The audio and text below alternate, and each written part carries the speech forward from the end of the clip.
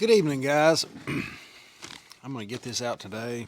I've been working on it all day. I went and did a six-wheeler ride and talked about the World Economic Forum. I was riding down the creek, and now I can't get it to download off the camera. So I'm going to do it all again because this is important. This is about the World Economic Forum. I got this story right off their website. And I want to encourage all of you that are listening to me right now, I want you to go to the World Economic Forum and check it out. Look what they have to say and try to think about everything critically. We can think about this critically first. And then we're going to talk about Teresa Gula-Darcy. She's a economics professor. She's super educated and open-minded. And I think her brains fell out. I'll get to that in a minute. The cost of the shift to zero emissions will be significant. That's the whole thing with the Great Reset. They want to do away with all emissions, which is never going to happen. We got to have fossil fuels to do mining for all the battery-powered stuff, copper and all that. We're going to have to mine the earth like we've never done before. It's going to be crazy. I can't imagine them not figuring this out. That big equipment not going to run on batteries, just like my welding machine doesn't run on batteries. And the Great Reset, I guess vehicles run on unicorn farts. I'm not sure what they're thinking, but check it out. Most of this will occur early in the transition, which is now, but it will fall unevenly on developing nations and fossil fuel producers, creating risk of disruptions to energy supply and price hikes. The impact of the green economy on consumers, that's all of us. The most noticeable impacts on everyday lives will include rising energy bills. Woo, that sounds a bit fun. Job losses in high-emission industries. Hey, that's me. Changes in what people eat. I'm sure they're talking about red meat. And increasing outgoings to our independence of fossil fuels to heat homes and travel. Wow, so we're about 3 sentences in, and I've already lost my job. My energy bill's higher. My home's cold, and I can't travel anywhere. These people are nuts, I'm telling you. Transitioning the energy sector to zero carbon and beefing up electrical grids to cope with an expected doubling of global demand by 2050 will push up bills at least 25%. Whatever. We've already upped the bill 50%, if not more. I don't know where they get those numbers. And what is that denominated in 2050? I bet it's not U.S. dollars. Even when the necessary changes have been made, electric prices will still be 20% higher.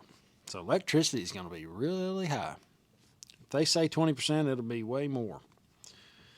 Although technological innovations may help soften the price rises, cost, but could be significantly higher if producers fail to rebuild flexible and reliable low-cost power grids. How are we going to make anything low-cost when oil is in the stratosphere? These people have not thought about the mining it's going to take and all these other things. The concrete that it takes to build a platform for a windmill is unbelievable. The space they take up, it's just... This is a sale. This is a timeshare sale. This is, high pressure, hurry, the climate's dying.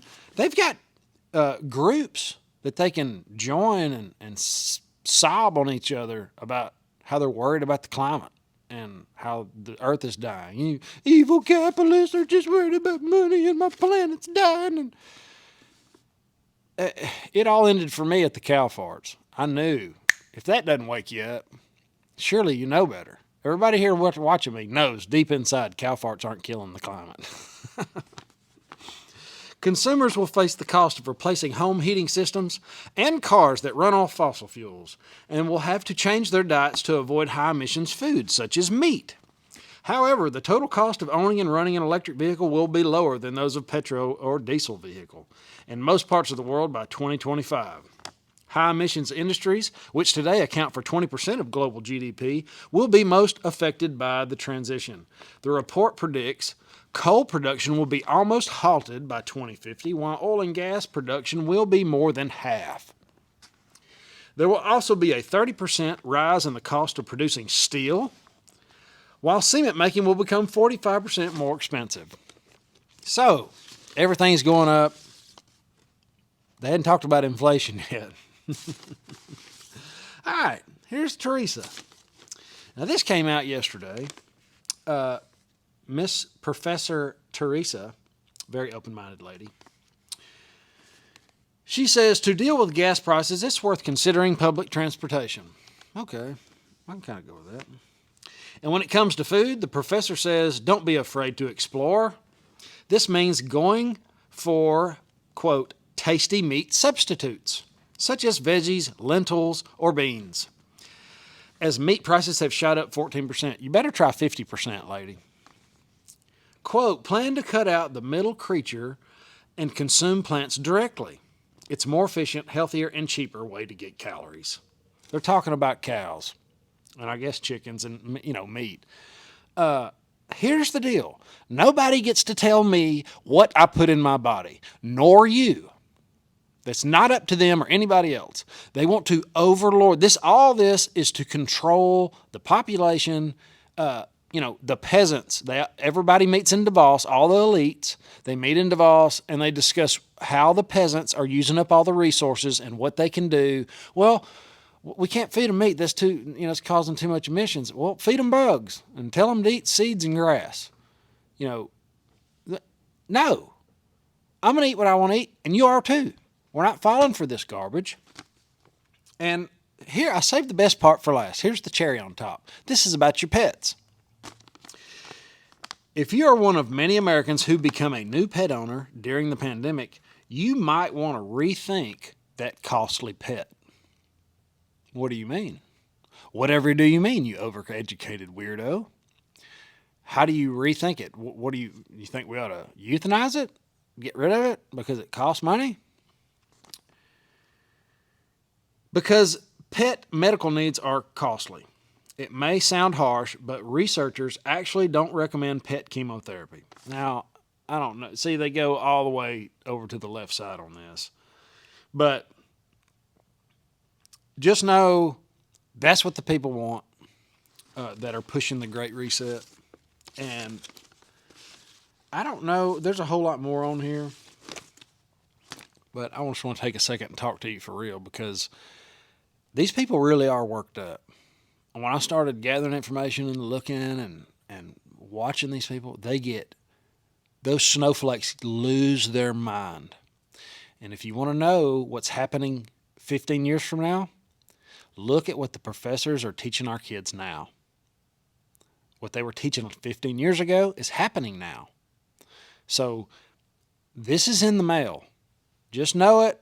I don't want to scare anybody or act all doom and gloom. Like the video if you hadn't and subscribe. Try to keep this thing going. And I want y'all to go to the WEF. Do that. And there's one more thing. Oh, I forgot in my video the other day to mention pinball prepping. He had did the bird and the bees, bees dying from 5G. And a subscriber sent me a picture of the bottom of his screen. And it said birds and the bees. So I started looking at bees and saw the 5G thing. And as I was talking about it, I did not bring up pinball. And I went and checked his channel out, and it seemed like he's got some really good info. So go check him out.